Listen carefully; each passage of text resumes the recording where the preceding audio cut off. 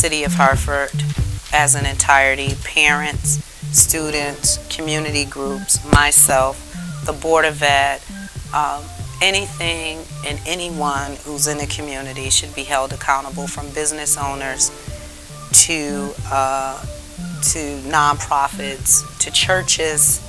There is not one single person who should not be held accountable for the state of our education. We all have a role on making sure that our children are educated and have the best education system put in place for them to go on to higher education, and I think that we have all failed our children in that area. So I don't think that it's an Adamowski problem. I don't think that it's a Mayor Perez problem. I think that it is a community problem and that we all must address it.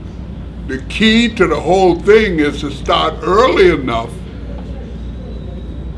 to teach our kids and give them such a strong background in the basic things.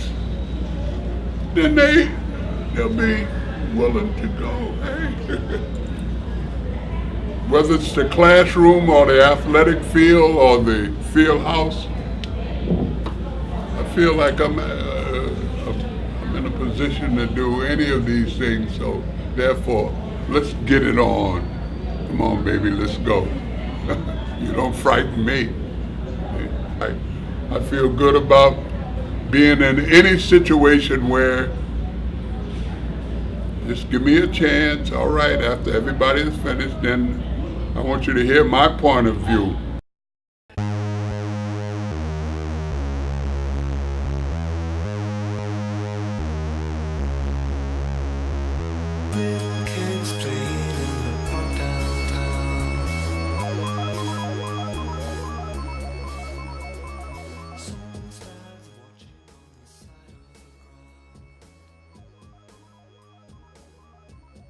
The youth today don't have that much confidence in adults, do they?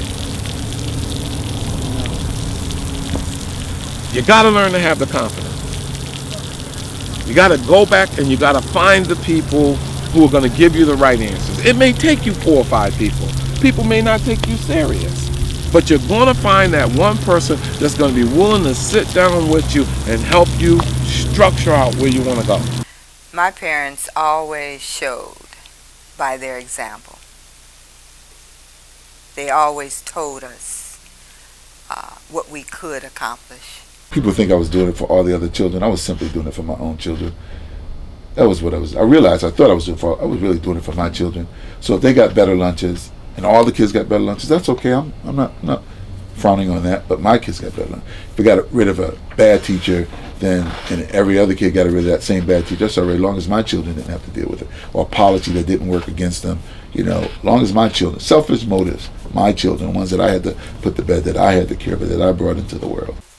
I invest a lot into their education. We spend a lot of time learning and just trying to do constructive things with the children, because I'm looking to them to aspire to become greater than whatever it is that I have accomplished in my life. I would love for my children to have had the love and the care and the concern of concerned parents and teachers, concerned teachers in school like I did.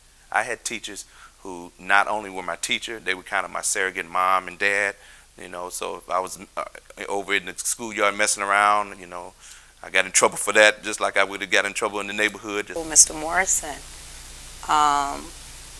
there was not one parent he did not know. And I always found that impressive, that every child in the whole school, Mr. Morrison knew their parents. And I think that impacted my life as a young person, because I knew that there was this team effort going on between my parents and my school. Did I like it? No, I remember being young thinking that it was the worst thing, but it was the beginning years of me learning how to read, and I thought that was very critical, that partnership between the school, the principal, and my parents was formulated.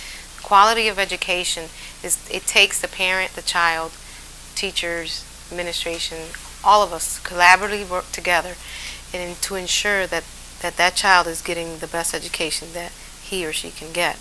A parent should come into the school, take a day off from school, from work.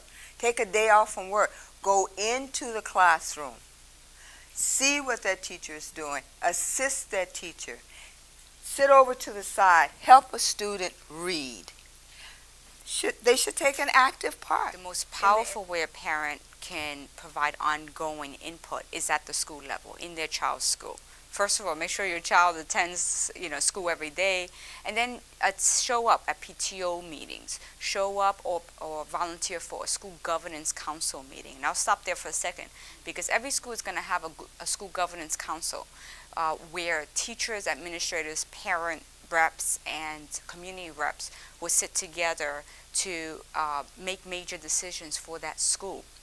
And that's a great way for parents to be in a leadership role.